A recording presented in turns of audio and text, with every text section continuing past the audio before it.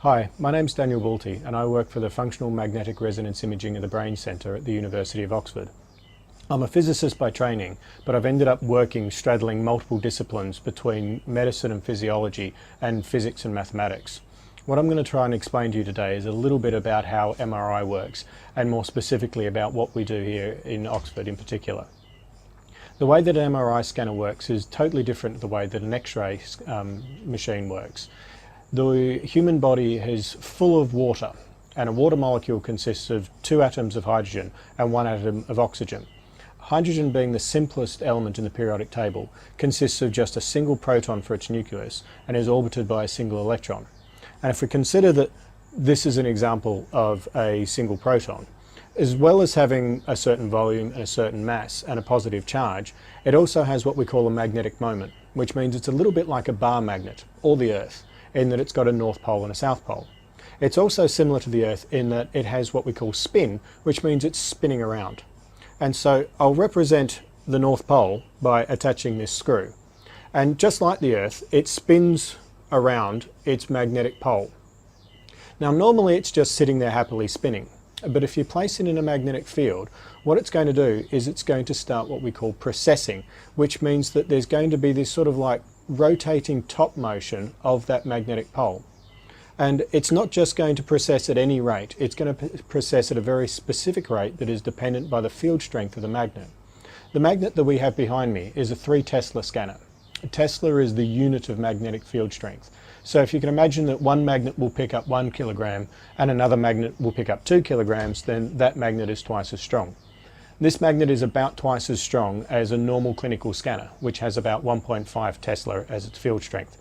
So when this is placed, this water proton is placed in the magnetic field, and it starts to precess, and it's doing it at this particular frequency. This could tell us some information about the water or the environment that the water is in. But the problem is that we can't see this tiny magnetic field because it's being swamped by the huge magnetic field that we're creating with a scanner. It's kind of like trying to see a candle in front of a spotlight. The small light is just completely overwhelmed by the large light. But what we can do is, by applying a second magnetic field, which is perpendicular to the main field, the proton is going to want to try and precess around that as well. But if we apply a very small field, it's going to precess quite slowly. And so we apply the field for a short period of time, and it will tip over a little bit. And if we then turn the field off just as it gets to that point, this proton is now going to continue to spin around the large field.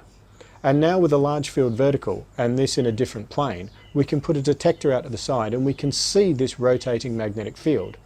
And it's going to be rotating at that very special frequency.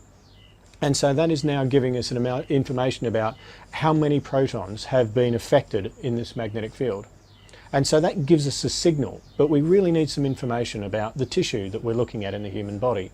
And fortunately, the rate at which we go from this state, which is actually quite a high energy state, and the proton doesn't like being there, and any jostling or any effects on it, we're actually going to allow it to tip back to its low energy state where it would prefer to be. And so we get information about the thermodynamics of the system, how much energy is in the system, how much heat, how many other water molecules or other molecules there might be in the system. And so with that we can get a contrast. We can tell the difference between different tissue types. We can tell the difference between muscle and fat. We can tell the difference between kidney and liver.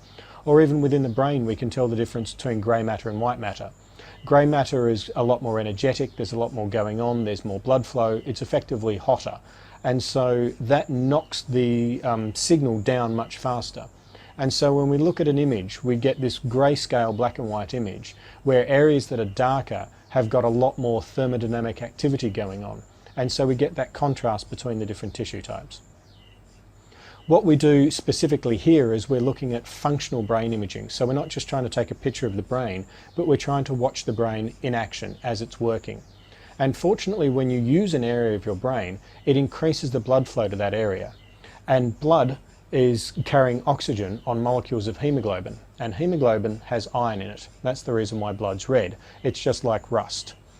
And the magnetic properties of hemoglobin change when they've got oxygen attached to it or not.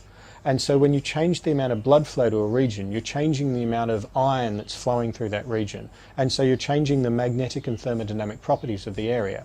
And so if we look at a person's brain while they're just lying there not doing anything, and then we look at a person's brain when we're flashing lights in their eyes or getting them to perform some sort of manual task with their hands or do calculus or anything that requires a specific task for your brain to perform, you'll change the blood flow to that area of the brain, and we can see the difference magnetically between the resting state and the active state in the brain.